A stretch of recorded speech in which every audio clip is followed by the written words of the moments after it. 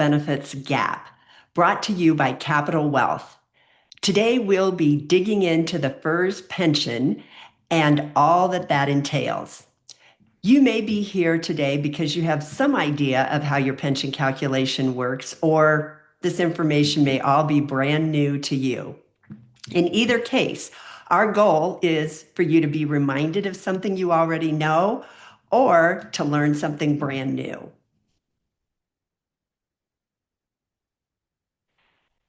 In 2025, it was a challenging year to be a federal employee. And you may have left 2025 and gone into 2026 thinking, if I work hard and invest wisely, I'll be able to afford to turn 65 on my 80th birthday. It's felt a little overwhelming and chaotic. And today, we'd like to iron out some of that chaos for you in the things that you actually control. You work for the largest employer in the United States, and your federal employee-sponsored benefits are some of the best in the country. The challenge you face is that human resource departments over the last 15 years have been downsized, centralized, relocated away from the humans, and you probably find it more challenging than ever to actually reach someone and get an answer to your questions. So if you have great benefits, but you don't know what they are, it's pretty hard to actually use them and take advantage of them. My name is Ann Werts, and I'm a federal employee benefits expert. I've been working with federal employees since 2002, and I started teaching classes in 2005. During the last 20 years, we've worked with thousands of federal employees, answering questions and helping them coordinate their federal benefits into an actual retirement plan. Our presentation today will last about 45 minutes, and we'll have time at the end for questions and answers. At the bottom of your screen, you should be able to see a little box that says Q&A. And during the presentation, if something comes up and you want to ask a question, it doesn't even have to pertain to the FERS pension. It could be about health insurance or Medicare or your TSP. You can just go ahead and type your question into that Q&A box, and I will go there at the end of the presentation. I'd like to remind you, we had over 400 people sign up for this presentation this evening, which is a little testimony to how desperate people are for information, how there's really such a need for what you're going to see here this evening. But due to those large numbers, I'll answer as many questions as I can, but we may not get to all of them. In all of the sessions that we conduct, whether they be a 1-hour webinar, a 4-hour virtual session, or an all-day in-person class, we start with the foundation of education.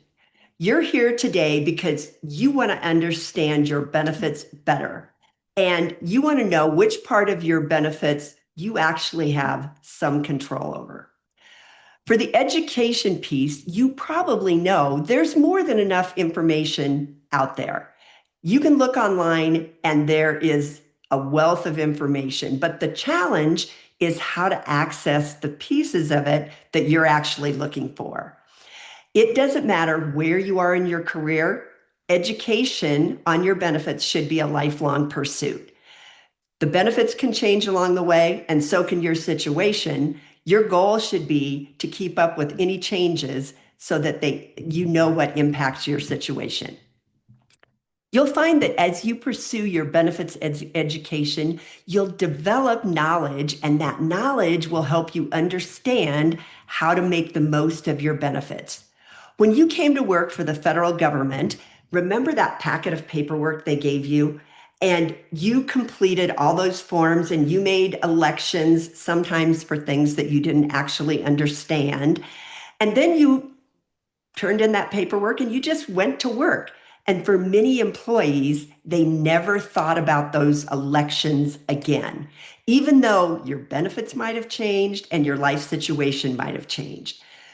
You want to take this newfound knowledge to pay attention to what you've already chosen. Finally, your education and knowledge leads you to tactics, which is where you can start to utilize your benefits for your specific situation and put them into a plan. This is probably the most important part of the process because you want to optimize those benefits to your advantage. This is a working session. I hope you have a pen and paper in front of you and you have the opportunity to take notes on anything that you might have a question about or that is an action item for you. Remember, you can put your questions in that Q&A box and we'll go there at the end. And at the end of the presentation, I'm going to share with you an opportunity to get your personal federal benefits analysis using our proprietary system. So you will want to stick around for that. Today, we're going to cover 4 basic areas of the FERS retirement system. The first one is one that no one ever asks me about. In 20 years, I've never been asked this question. Should I be keeping track of my own documents? Is there any paperwork I need to keep in a file folder? You work for the largest employer in the United States. Do you think they ever lose anything? You might even have experienced that yourself. So we're going to talk about what important documents you need to keep on hand so that you are prepared if anything were to go missing in the future. We'll look at the FERS retirement system that you are in. We know we have an original FERS system as well as 2 hybrid systems that were created in 2012 and 2013. Probably the reason, maybe the most important reason you were here today is to find out, when can I retire? Can I actually get out of here in a reasonable way with great benefits, taking advantage of all those benefits that are provided to federal employees?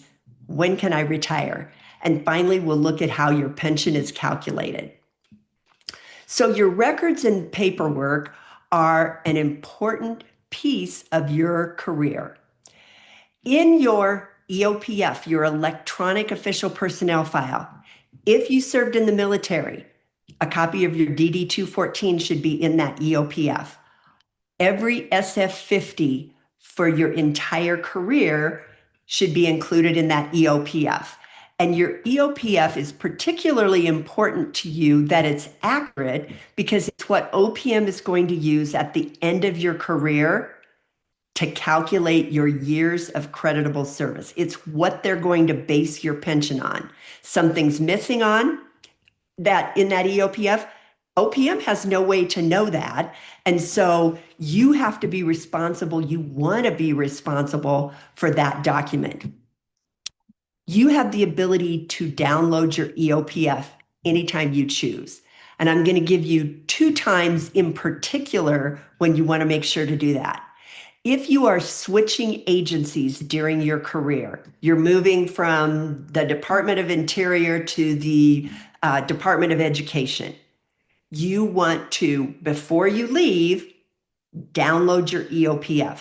For some reason, experience tells us that that's when things go missing, when we try to go from one agency to another with that file. So you want to take it with you. The other time is when you're planning to retire. You want to download that entire EOPF and keep it on a thumb drive with you. With the recent flood of retirements that OPM has experienced because of DRP and all the VERA VSIPs in 2025, we have seen a significant number of retirees being asked for information that's in their EOPF. Your human resources department does not have access to that anymore after you retire. So it's very important for you to keep a copy of that record. You are going to be eligible for Social Security. Each year, just download that Social Security statement. Make sure that your earnings from the prior year were recorded and keep it in a folder. If you were married, you want to make sure that you have a copy of your marriage certificate because when you go to retire, you're going to have to attach a copy of your marriage certificate. Doesn't have to be certified. Xerox copy is fine. If you are divorced, You want to make sure you have a copy of your divorce decree handy. If your former spouse was awarded any of your federal pension, not any other part of your assets, but if they were awarded a portion of your pension, you must file a court order acceptable for processing with OPM prior to your retirement. So you're going to need a copy of that divorce decree to do that. And finally, if you have a security clearance, make sure that you keep the submission, your clearance level, all of that approval for that security clearance. In that thick stack of paperwork you received early in your career, there were beneficiary forms. You may not have ever looked at those beneficiary forms after you completed them. You may not like the people you named anymore. You may not be married to those people anymore. So it's important that you keep these beneficiary forms up to date. The SF-31, the SF-1152 governs your last paycheck. So heaven forbid you pass away before you get to retire. Who do you want to get your last paycheck? That's all that the 1152 covers. The SF 2823 says if you have federal employee group life insurance, who gets your FEHB death benefit if you pass away? The SF 3102 is about the refund of your retirement contributions. As you'll see in a few minutes, you make a contribution to the retirement system each and every pay period. And those contributions belong to you. You will be refunded those contributions 1/360th at a time through your pension. In other words, OPM believes in you. You're going to live 30 years and they're going to give you your contributions back 1/360th at a time. But if you don't live 30 years, there's still money remaining in your contributions.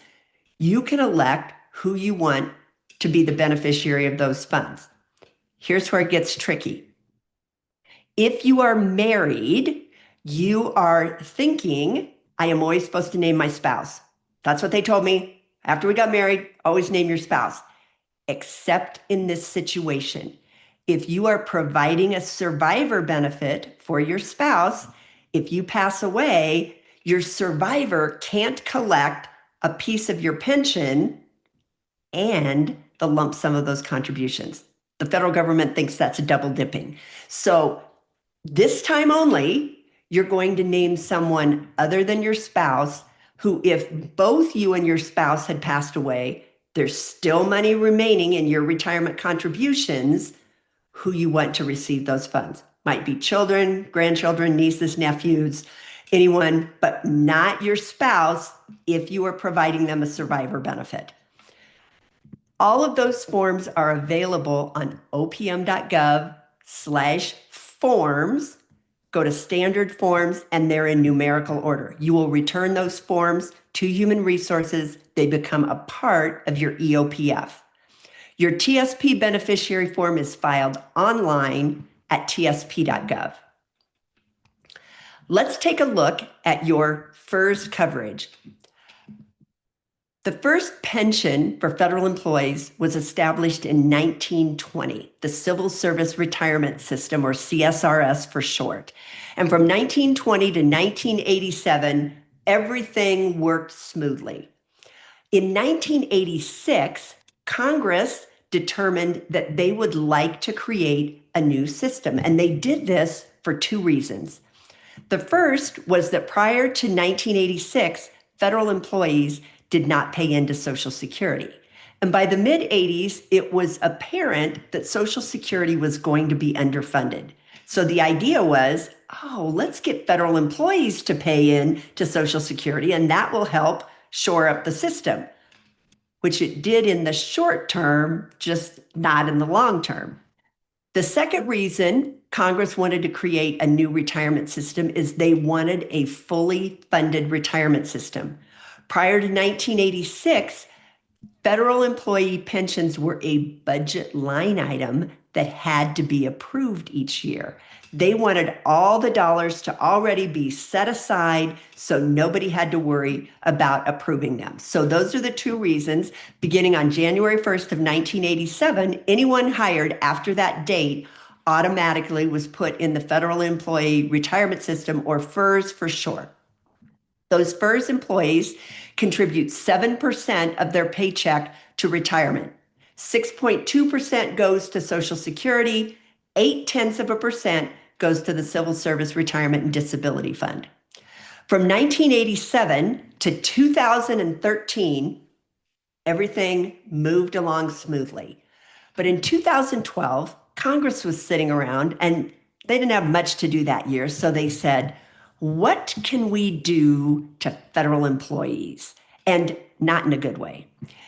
And so they proposed to have everyone who is a federal employee pay more into the retirement system. But the lobbying organizations, your unions, National Association of Active and Retired Federal Employees, NARF, went to bat for you. And they said, you're not going to change for people who are already in the system. If you want to make a change, you're going to have to create a hybrid version of FERS. And that's what they did.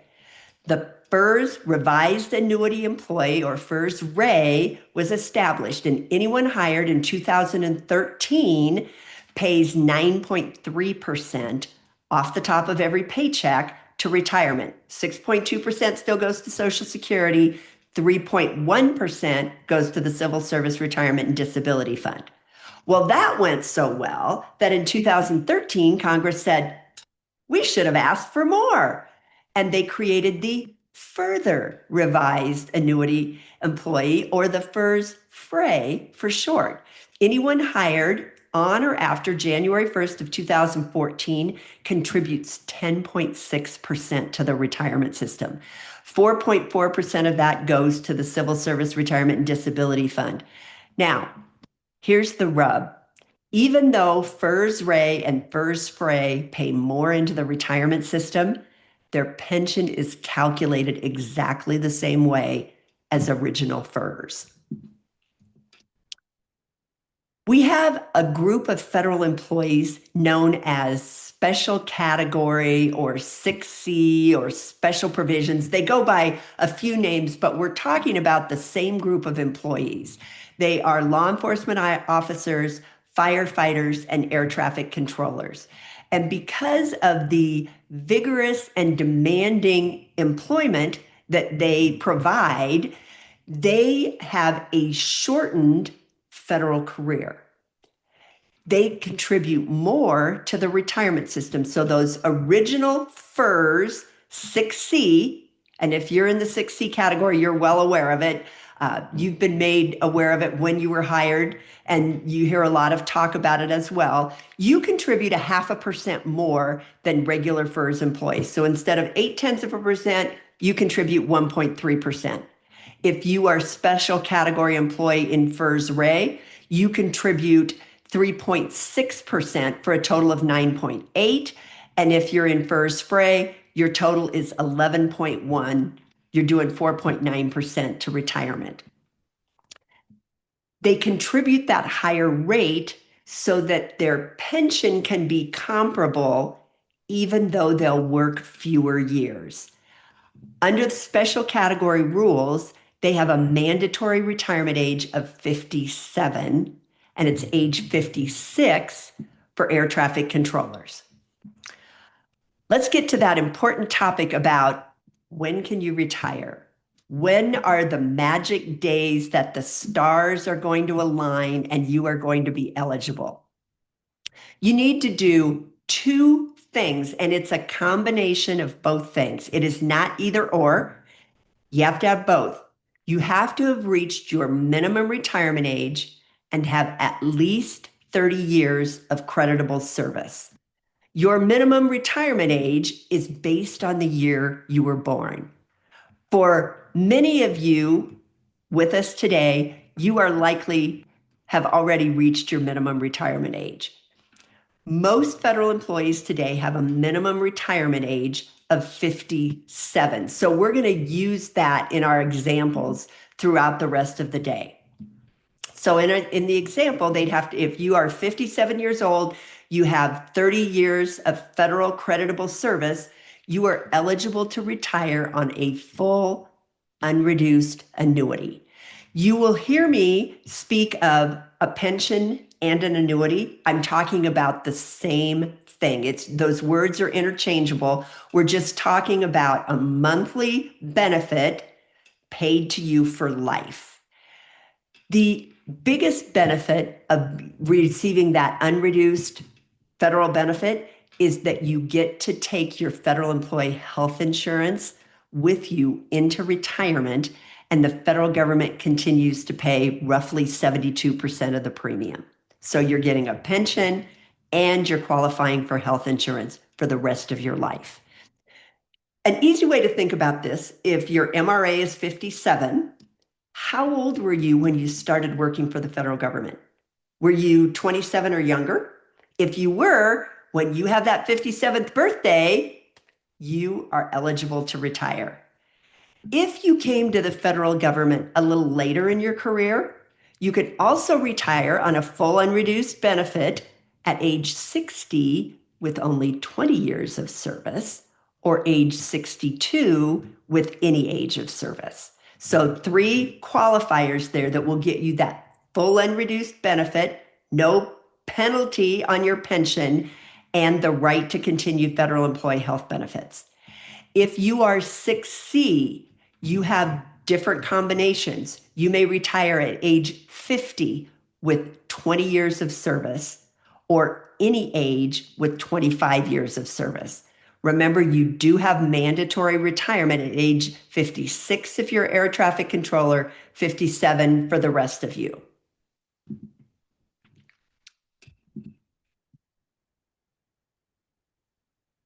From the conversations that we've been having with federal employees over the last 18 months, I realize that getting to that point where you earn the full unreduced pension is becoming harder to think about.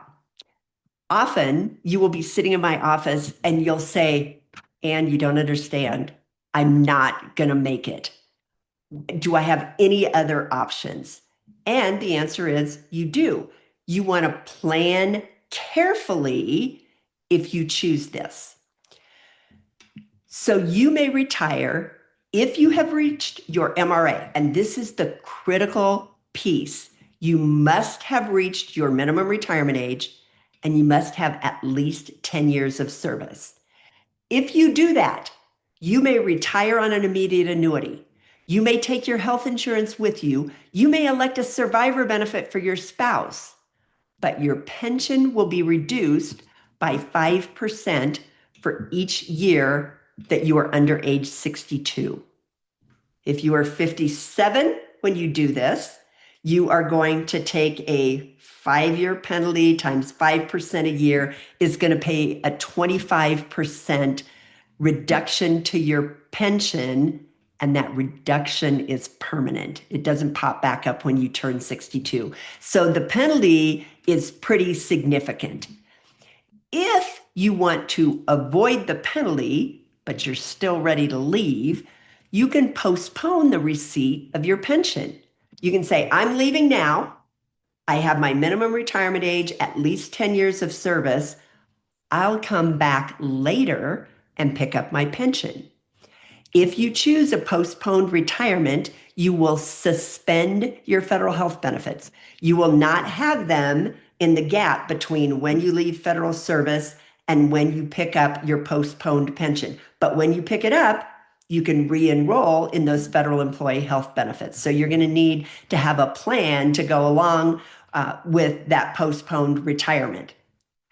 If you have less than 20 years of service and your minimum retirement age, you can pick up your pension at age 62. If you have your minimum retirement age and at least 20 years of service, but not 30, otherwise you'd be eligible for the full pension, you may pick up your pension at age 60. There are a couple of downsides to this. When they calculate your postponed pension, you do not get to count your sick leave in the calculation, and you are not eligible for the FERS supplement. So two kind of downsides. But for some people, this situation works really well. You just need to make sure that you plan and you know the numbers. Let's just cover how we make sure you keep those valuable health benefits in retirement. The best benefit you receive as a federal employee as you retire is a pension for life. That's hands down the best benefit you receive. The second best benefit is healthcare subsidized by the federal government for life. And so how do you make sure that you do not give up that valuable healthcare? You must have reached your MRA before you separate from service. You have to be enrolled for at least 5 years in any FEHB plan, but 5 continuous years before you retire or separate. And you must be retiring either on an immediate, I'm taking my pension right away, or a postponed pension. Now, your agency has some control over the size of its workforce as well. And every agency has a census. They know how many employees they have. They know how old you are. They know if you're eligible to retire. They just can't ask you when you plan to retire. But some agencies build a plan around attrition. We know that the average federal employee expects to, or doesn't expect, but actually works 2.5 years after they're eligible to retire. So even though in your mind you're thinking, the second I am eligible, I am out of there, the reality is once you are eligible to retire, you become a member of an illustrious club known as the 3 Bad Day Club. And at that point, if you have 3 bad days in a row, they have to be consecutive, the next day becomes your retirement date. So you may be eligible to retire. You just aren't quite ready to go yet. You want to go on your own timeline. Your agency can offer you a voluntary early retirement authority. They might offer you a little cash incentive known as a voluntary separation incentive payment. They can use something known as a reduction in force or a brand new program just established in 2025 known as the Deferred Resignation Program. That voluntary early retirement, if you are age 50, at least age 50 with 20 years of service, or any age with 25 years of service, does that sound familiar? It's just like what those special category retirement eligibility rules are. If you're offered a VERA, you're essentially being offered the opportunity to leave sooner with no penalty attached. And if you take that VERA, you can go get another job. You can earn as much money as you choose. At your minimum retirement age, you're going to begin receiving the FERS supplement, a bonus. And at that point, when you receive the FERS supplement, you'll have an earned income limit to how much you can earn. So you want to make a strategy or a plan around that as well. The current VSIP is $25,000. If you work for DOD, the Department of Defense, it's actually $40,000. That amount has been the same since 1993 when it was originally established. It has never been adjusted for inflation. And we know that 30 years later, $25,000 doesn't go nearly as far as it did in 1993. There is currently legislation that we are following closely in the House known as the Federal Workforce Early Separation Incentive Act that would increase the voluntary separation incentive payment to 6 months of an employee's salary, which would be a dramatic shift. And I think a lot more people might really consider taking that VSIP offer. When we think about $25,000, after taxes, what do you think you're going to get? Depending on what state you live in, maybe about $17,500. Now we know when you're eligible to retire. So what are you going to mark on your calendar in the future? Well, you're probably trying to pick the best day to retire. Your best day to retire is when you are eligible and you decide you want to go. That's your best day. But if you want to squeeze out the last drop of benefits before you leave, you will retire on the end of the month. If you retire on the last day of the month, you will be paid your salary through the end of the month. Your pension begins accruing on the first day of the following month, and you have no unpaid days. You are either earning your salary or you're earning your pension. If you can combine the end of the month with the end of a pay period, you will accrue 4 more hours of sick leave and 8 more hours of annual leave. Not a huge deal in the grand scheme of things, but if you can make that combination work, in 2026, it happens on May 31st. That might be too soon for you to get your paperwork in and everything in order.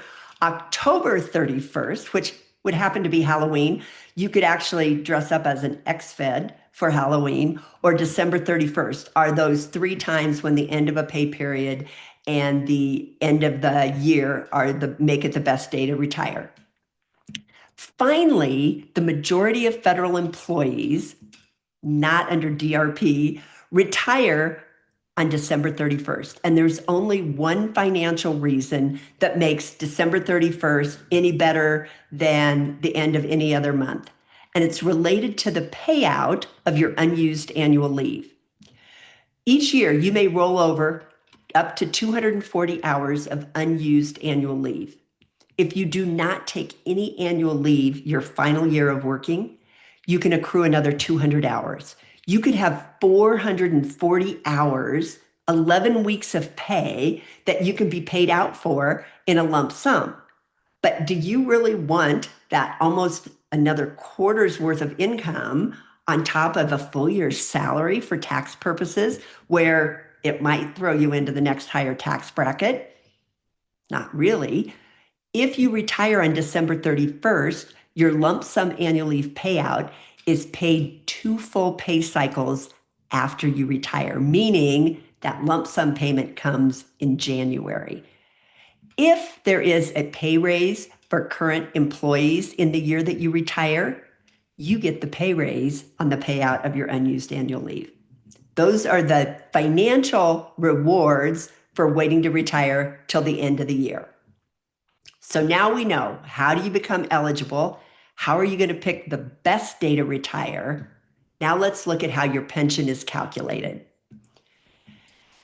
It's really a straightforward formula. And when we look at this formula, we might wonder, how in the world is it taking OPM anywhere from 3 to 9 months to finalize a retirement application?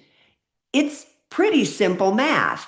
We're going to take your years of creditable service times a formula, and that formula is 1% for every year of service. If you have 30 years, you get 30%, unless you are willing to work until you are 62 and you have at least 20 years of service. Then your formula jumps 10% to 1.1%.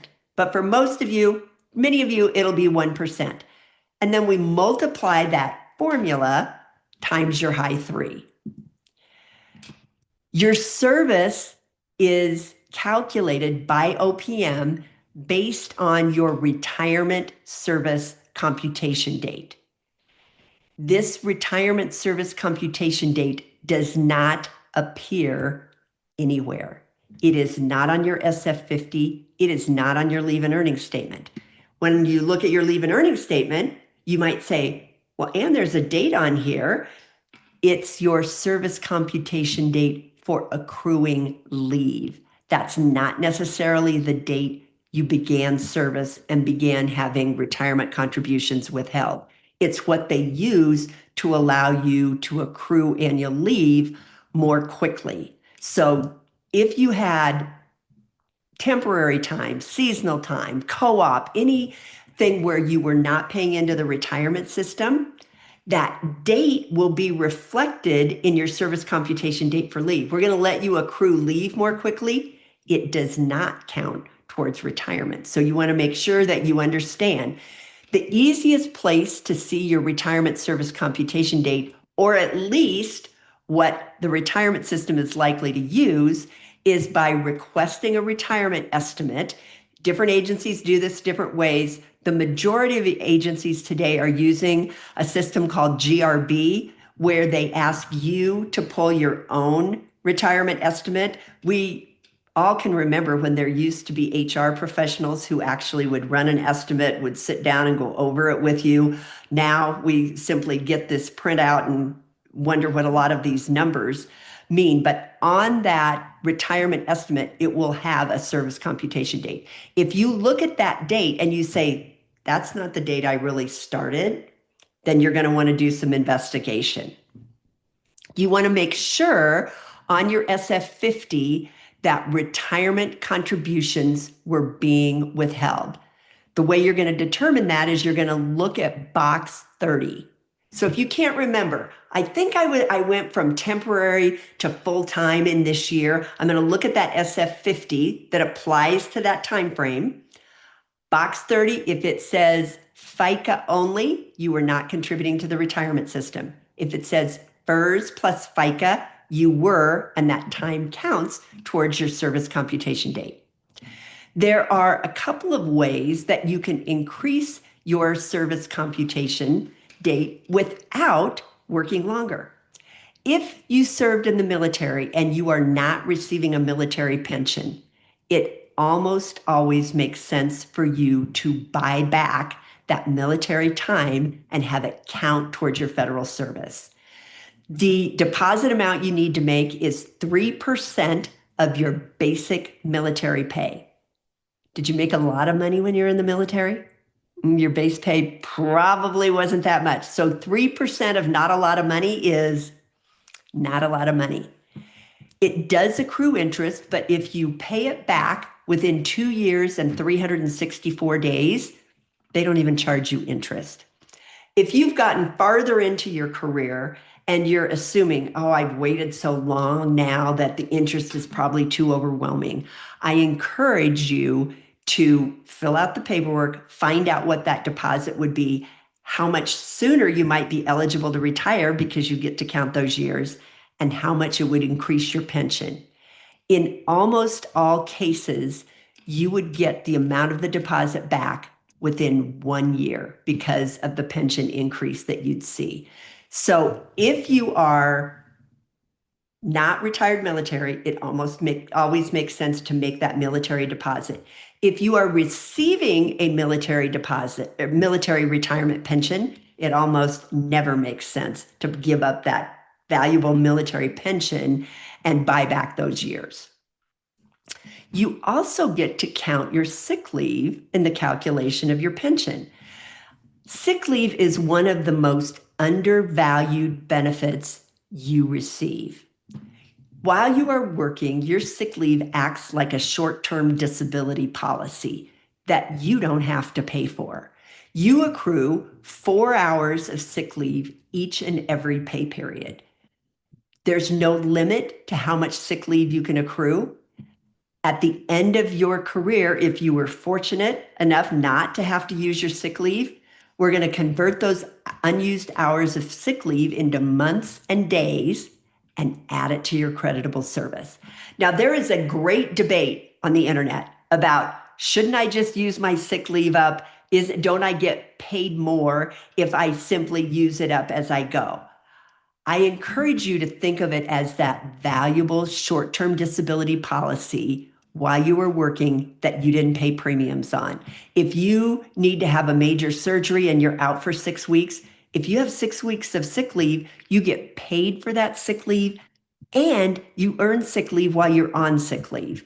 So I think that you earn more by using up your sick leave before you retire?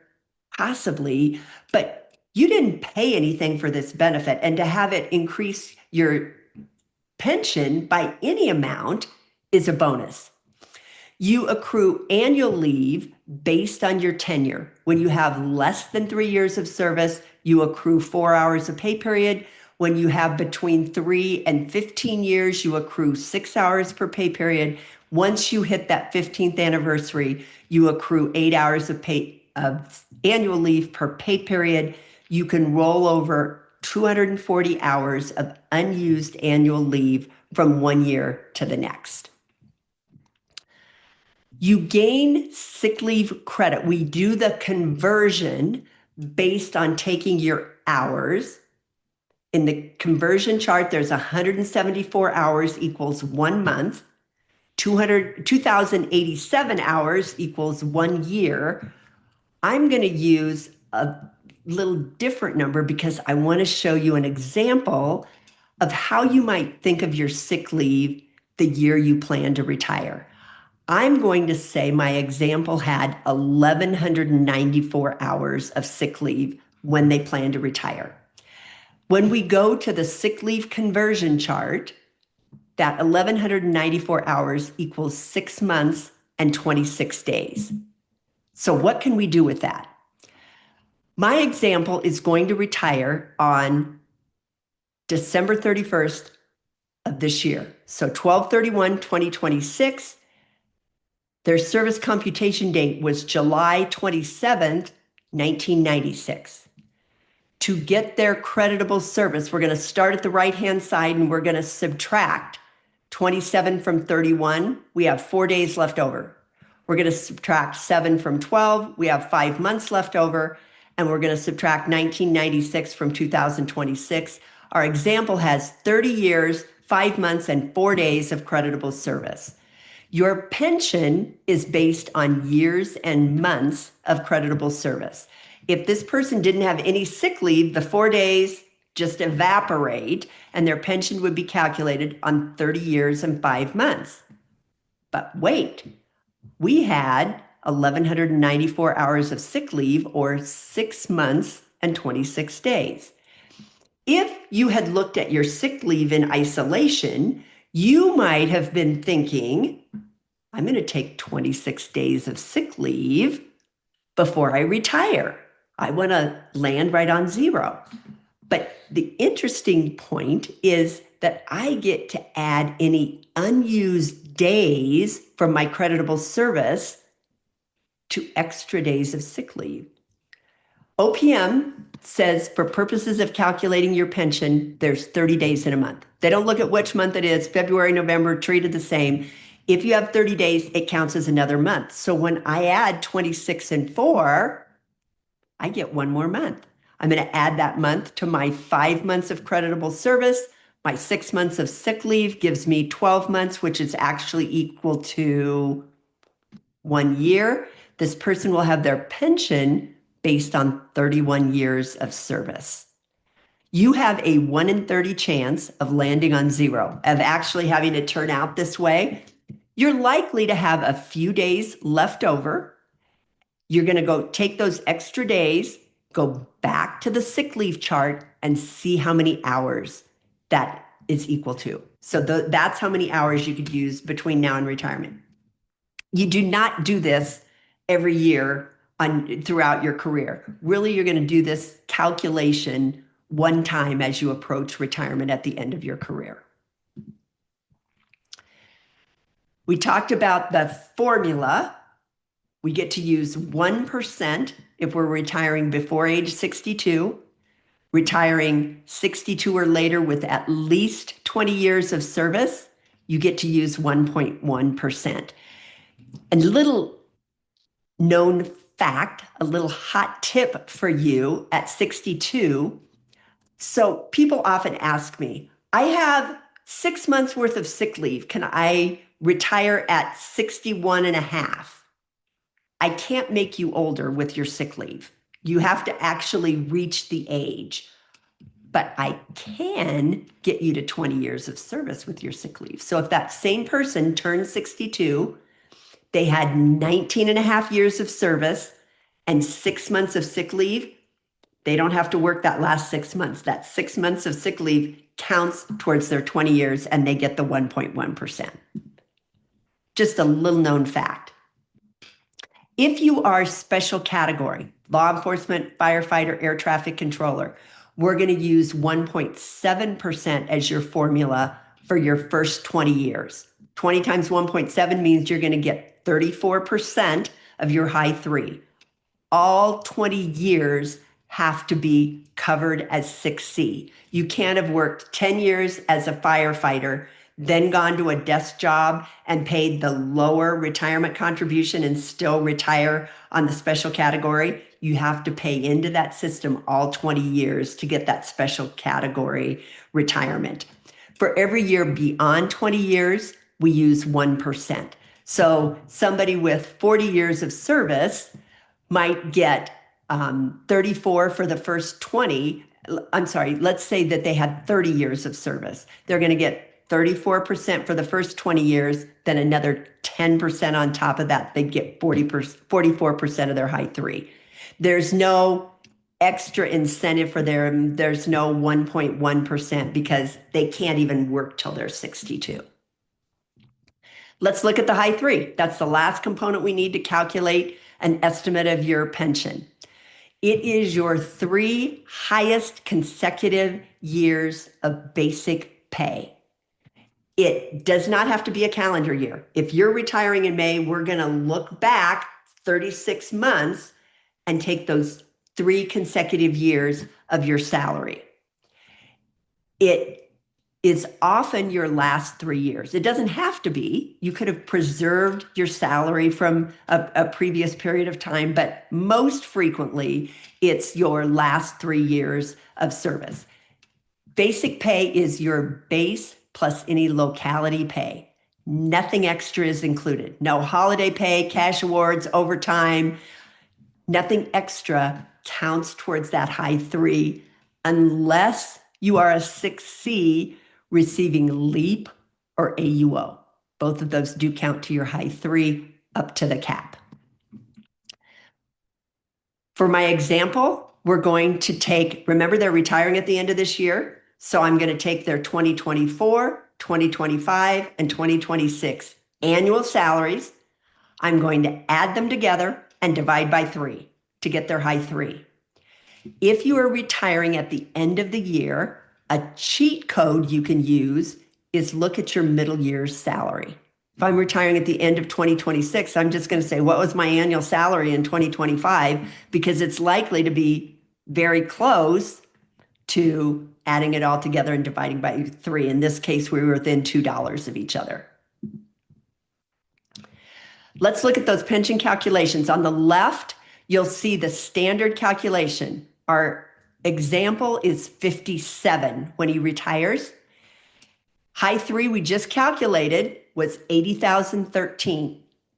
They had 31 years of service. 31% of 80,013 is $24,804. That is their gross annual benefit. We're going to divide that by 12. $2,067 is their gross monthly benefit. It is before taxes, survivor benefits, and insurance. In other words, $2,067 is not going into their bank account. There's going to be some deductions before it reaches them. The first time that a federal employee sees their estimated benefit, there's a little bit of a disappointment, kind of an eye roll, like, seriously? I was here for 31 years and I'm getting $2,000 a month? That's it? To put it into perspective, how much money would you have to save if you retire at 57 and you want to pay yourself a pension of $2,067 a month until you're 85? Starting at age 62, you're even going to give yourself inflation protection. You're going to get cost of living adjustments. How much money would you have to save? $563,000. Your pension is a benefit that you cannot outlive, and you didn't have to save this. Only 16% of Americans today work in a job where they will earn a pension at the end of their career. This is a solid foundation to build your retirement income from. If you are 6C, you have the same high 3, 80,013, but you had that same 31 years of federal service, you get to use 45%. 34% for the first 20 years, another 11% on top of that. Their gross annual pension is $36,006 a year, or about $3,000 a month. And for them, that value of that pension is almost $1 million. If they live longer than age 85, that pension value grows even more. At retirement, you will be asked to elect a survivor benefit if you are married. You have two choices for that survivor benefit. You can leave your spouse 50% of your pension if you pass away first. It will cost you 10% of your pension. Think of it as an insurance premium. If you want to choose the 25% option, your surviving spouse would receive 25% of your benefit. It costs you 5% of your pension. The most important thing to know, you're thinking, oh, do I do 25, 50? Maybe I don't do anything. If you are married and you want to be sure that your spouse gets to continue those valuable federal health benefits, even if you pass away first, you must elect a survivor benefit on your pension. You cannot say, I don't want a survivor benefit. You can keep your spouse on your health insurance while you're alive, but if you pass away first, they lose your health insurance. So critical piece of your decision at retirement when you're filling out that retirement paperwork. The 50% survivor benefit is called the full survivor benefit by OPM. When your spouse hears full survivor benefit, what do they think they're getting? Exactly. They think they're getting 100% of it. So you need to be very clear about how that survivor benefit actually works. Well, we did, I think, pretty well. Went a little over 45 minutes, but went through a lot of material today. And we are going to actually end the program the same way we started it, on that foundation of education, knowledge, and tactics. Hopefully, today you've added a piece of education which has given you some additional knowledge, and maybe it just confirmed some things you already knew. With the lack of resources, of the ability to just walk down the hall and ask the HR person, am I understanding this correctly? It's important to hear it from a third party. But the harder part is the tactics. How do you apply the knowledge you've gained today? If you find yourself not so sure about how to create a plan with your knowledge, we're here at Capital Wealth to help you. As a fiduciary financial services firm specializing in federal benefits, our team works with federal employees wherever they are in their career to chart a path to retirement. As part of today's program, we invite you to schedule a 30-minute phone consultation with our team using the QR code on the screen. What you'll get is a no-cost comparison using our proprietary system. What does that mean? If you have downloaded a retirement estimate from GRB or the specific retirement estimator your agency uses, or maybe HR has even sent you an estimate if you're close enough to retirement, they sometimes will actually do this, but you haven't had anybody to go over it with you. So you look at the form and you're thinking, do I understand this? What do these numbers even mean? When should I start preparing? Are the numbers accurate? How do I even understand what's going on here? During your 30-minute call, we will review that estimate with you alongside our independent pension estimate that we'll calculate for you. You will download documents into our secure portal, and then we'll use our proprietary system to calculate your pension. Now, this is a third party calculating it. So if I compare your benefits side by side, and we will walk through every one of those benefits with you, share what they mean, share the decisions you have to make about them. But if the numbers come out the same, are you going to be feeling pretty confident that this is good? Because you've had a second set of eyes to look at it. But often what we find is that those estimates are off between several $100s And now we need to go looking for why, because we know that really there's only two places it can be. We're using the wrong retirement service computation date or the wrong high three. There's not a lot of moving parts there. But we want to know ahead of time, so if there's something you need to correct in your records, you can handle that up front. Thank you so much for participating today. And I will go to the question box now to see what those questions might be.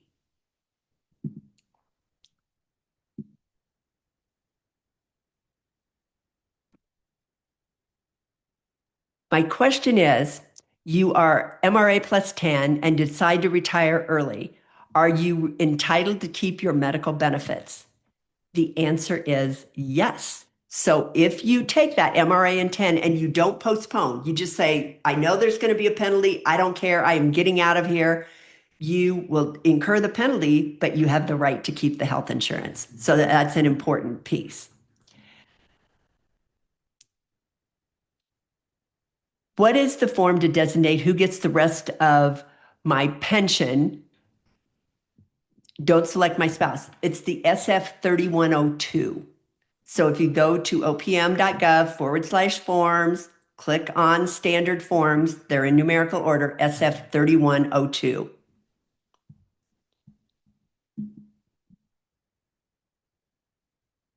Is there information for someone who's facing permanent disability? I'm retired military with 22.8 years and then have been DOD for 13 years. So absolutely, we can help you walk through the components, how you actually retire for a disability, retirement with the federal government. You have to apply for Social Security disability. You do not have to be approved, but you have to apply for Social Security disability and then apply for a FERS retirement disability as well. You will receive 60% of your high three the first year. Once you're approved, you get 60% of your high three less anything you're receiving from Social Security. So it kind of balances out, and it turns out to be not very much money, but it sounds like you might be on a military retirement as well. So maybe the combination of the two, but it's definitely something we can help you, help guide you through that process.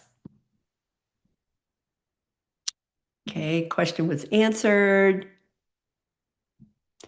If you take MRA plus 10 reduced, will they credit the sick leave? Yes. So if they're reducing if you're not postponing, you still get to count your sick leave. But if you postpone, your sick leave gets erased. So if you are leaving at age 60, and you have a half a year of sick leave, the reduction would be you're 2 years under 62, right? So it's going to be a 10% penalty, but they will add your sick leave into the calculation of your pension. Great question. With the backlog of retirement processing happening currently, if I retire in mid-October, is it likely that my annual leave payout will be in 2027? That is a gamble. So I would say it really depends if there's a DRP at the same time you're planning to leave in October, because what we saw happen in a lot of agencies was they received a flood of those DRP retirements.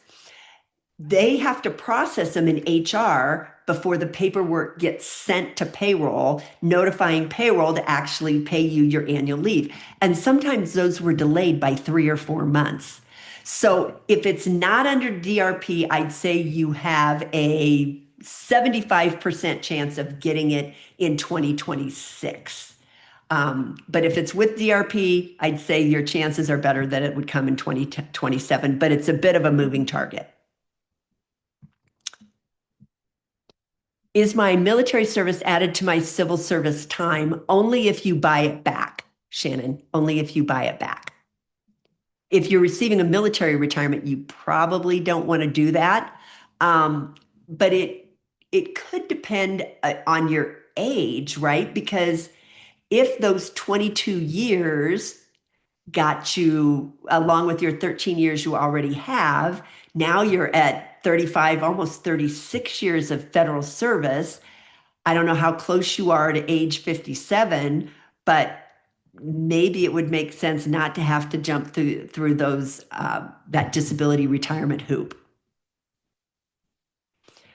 Please provide the pension formula again with an example. Okay, so let's just, how about if we back up and look at it? Will that help you? So our example is our high 3, and our example had 31 years of service. So 31% of that high 3 gives us our gross annual benefit. But you don't get paid annually, you get paid monthly. So now that monthly benefit for that example would be $2,067 a month.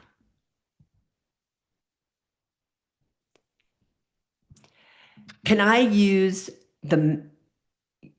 over the max number of hours available for a year? I'm an RN, and so yes, if you are VARN, you do get to roll over more hours than 240 a year.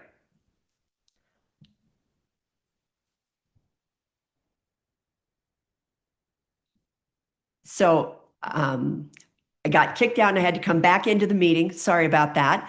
There was a form to fill out for pension beneficiaries when choosing a spousal benefit. That form is the SF 3102. SF 3102.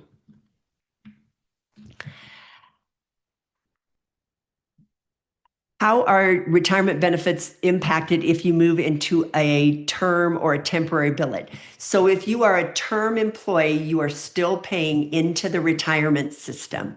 If you're going to a temporary billet, you need to ask that question. Do I still make retirement contributions into FERS? Sometimes the answer is yes, sometimes the answer is no. So that's going to tell you whether it's going to impact your pension. If it's term, it's not going to impact your pension. The time's going to count. We know that you pay into the retirement system.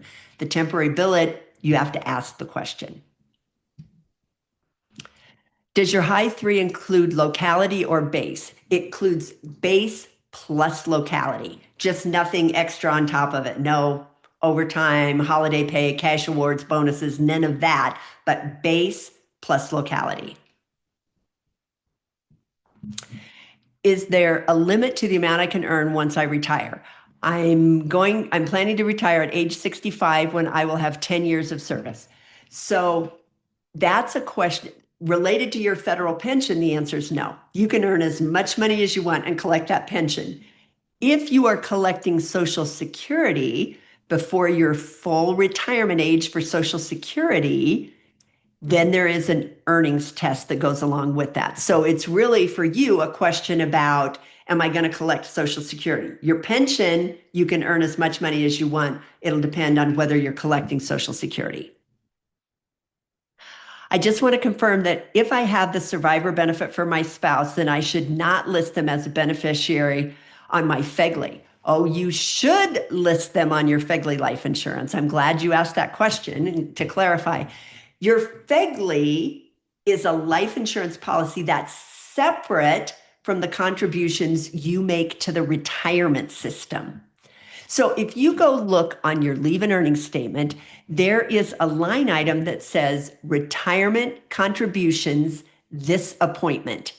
If you look at that number, that's how much you've paid into the retirement system after all these years, however long you've been here. So it typically for a FERS employee, somewhere around $20,000 as they approach the end of their career. That's separate from your FEGLI. On your FEGLI, you're still going to name your spouse, but if you're electing a survivor benefit on your pension, you're going to name someone else on that SF 3102. If you're single when you retire and don't have a spouse to assign benefits to, but you get married after you retire, is there a way to change your elections post-retirement? Yes, you can do it within 2 years. So within 2 years of your marriage, you can add them, you can put a survivor benefit on there for them, and you can add them to your federal health benefits. You want to be aware that, let's say you wait 5 years after you're retired and then you get married. You notify OPM and you say, I want to add the survivor benefit. They're going to go back 5 years to when you actually retired and said, you should have been paying for this benefit all along. And they're going to give you the opportunity to either pay that amount in a lump sum or prorate it over the rest of your life. So they're going to calculate the cost of that survivor benefit from the date you retired. I worked for a member of Congress for 17 years. The member retired. I was able to go to the Senate. I have a letter from HOR that calculated 17 years of sick leave. Who's responsible to add sick leave letter to calculation? You want to make sure that you send it to HR ahead of time and make sure it's included in your EOPF. Because if you just send it to HR and they don't include it in your EOPF, when it gets sent to OPM to process your retirement, they aren't going to know anything about it. So just make sure that letter is included in your EOPF. If I select full survivor benefit and my spouse dies before me, what happens to the 10%? Well, the good news is you get to stop paying. You notify OPM and you don't have to, they don't want to hold the 10% anymore. The bad news is you don't get a refund.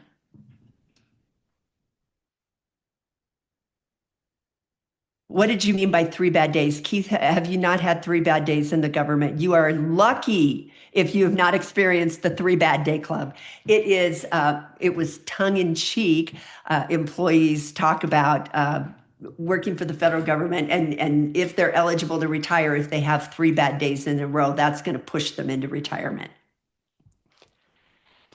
If you select Medicare A and not Medicare B due to IRMA, can you later select B since you are continued FEHB, or does the penalty apply? The penalty applies.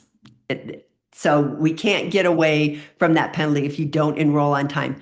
Sometimes it's okay anyway. Like when we run the numbers, sometimes just avoiding it for that 1 year, because that 10% penalty. So we never like a penalty, right? We don't want to hear about that. But if the following year, your Medicare premium, so this year it's 202.90, right, is the basic Medicare Part B premium.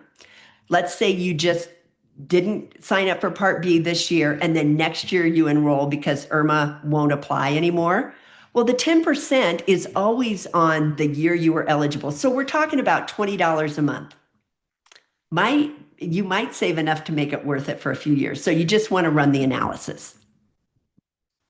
26 years active duty retirement and my 10 years Fed service is at 61. Would it be best to work to the end of the year? I turn 62. So this is general information, but I would say you don't have to work till the end of the year. You turn 62. So I believe you're receiving a military retirement. You're only going to have 10 years of service at 61.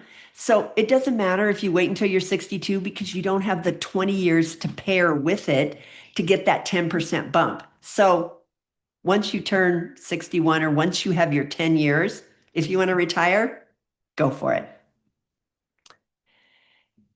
For the FERS beneficiary form, is the balance paid out to the beneficiary even if I selected a survivor annuity for my spouse? No. So it's going to wait as long as there's anyone receiving the pension or a portion of the pension, your survivor, it's going to keep paying that. It only pays that beneficiary benefit if you and your spouse are both deceased. If you take the 75% reduction on life insurance, what is the percentage it reduces each month and what is that based on? I know at 65 it reduces.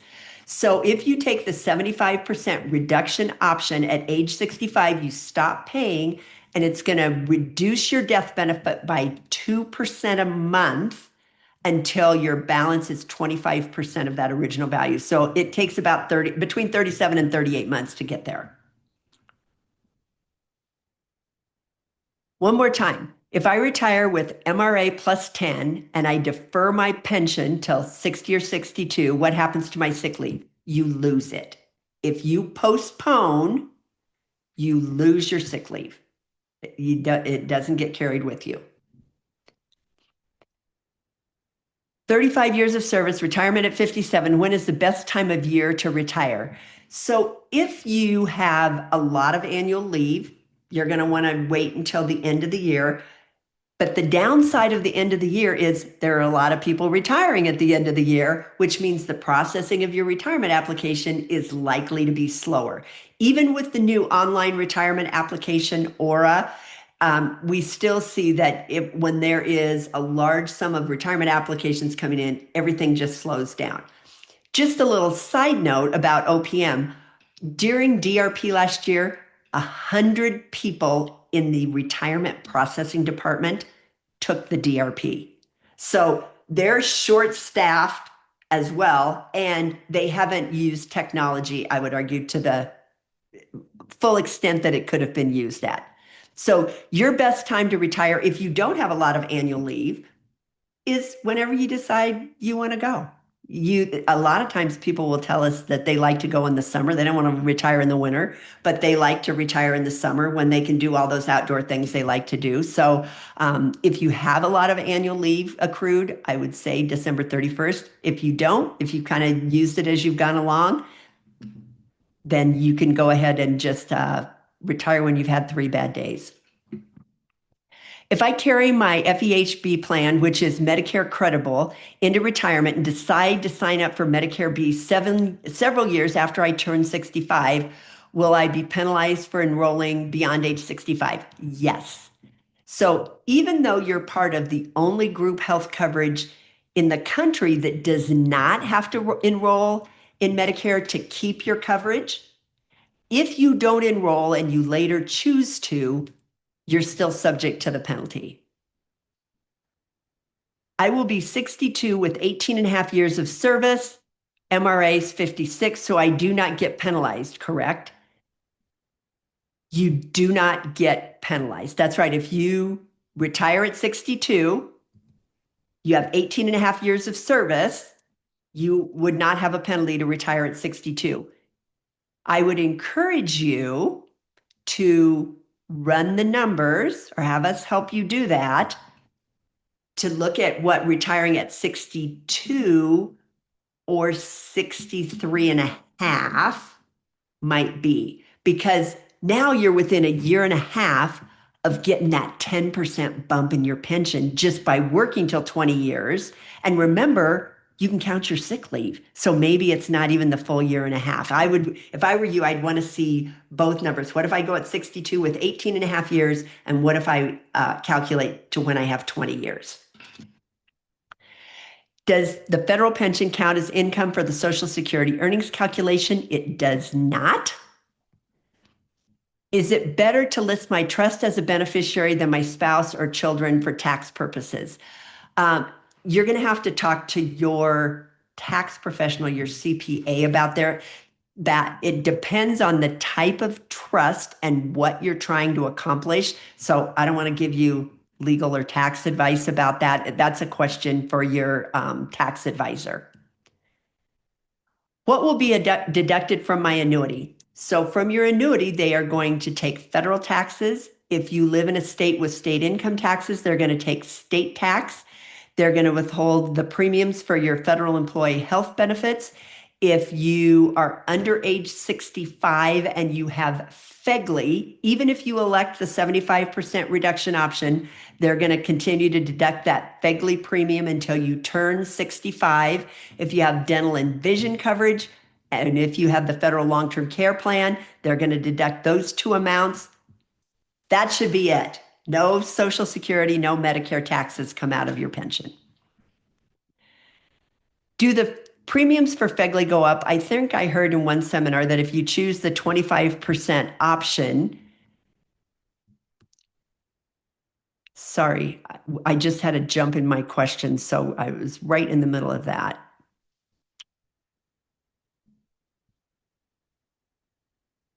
I don't know if we can get that. Can we get that question back, Bryce? The one about FEGLI premiums increasing.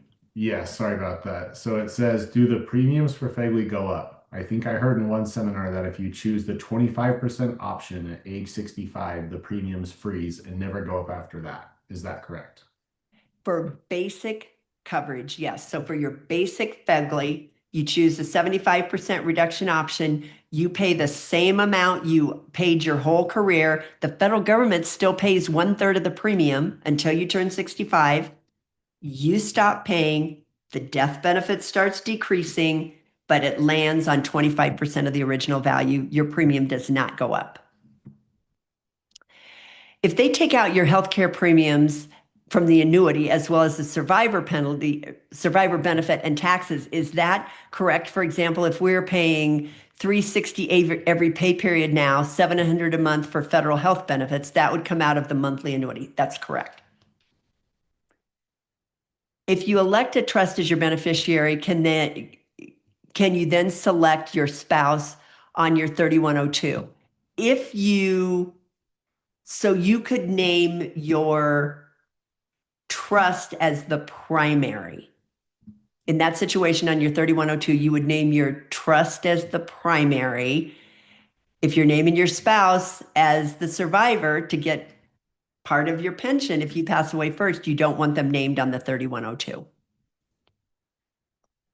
I receive a pay increase in pay period 3 of the new year based on our fiscal year ending September 30th of the year prior. If I retired in December and received the pay increase and lump sum of the annual leave, will my pay increase be calculated as part of my high 3? It will not, because you never got any of that. You retired before it actually, even though it accrued essentially after September 30th, because it doesn't apply until that third pay period in the new year and you're already retired, it's not going to count towards your high 3.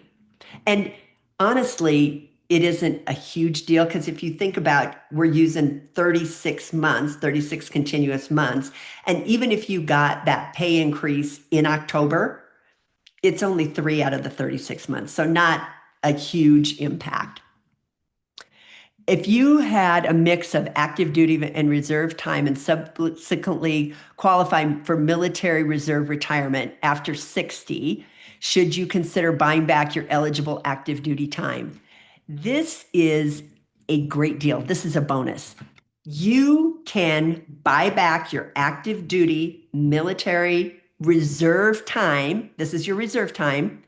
Those points still count towards your reserve pension. It's one of the few times in life you get to double dip. So you should absolutely figure out what the deposit is and whether it makes sense to buy back that active duty military when you're in the military reserves. Can I suspend my FEHB during retirement and resume it later? How long can I do that for?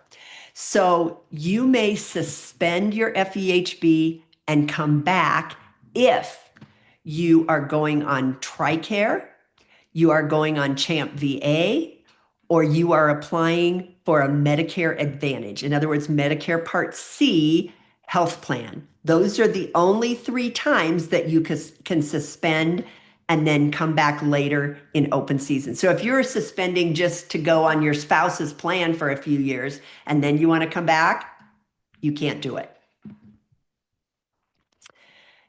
Can you take your pension without federal, state, and income taxes withheld? You may. So you can elect to have nothing withheld. You will do that after your pension is adjudicated. So once it's finalized, you'll go on to servicesonline.com, which is the retirement center for OPM, and you can have them withhold 0. If you know you're having enough withheld other places, you don't have to have them withhold from the federal pension.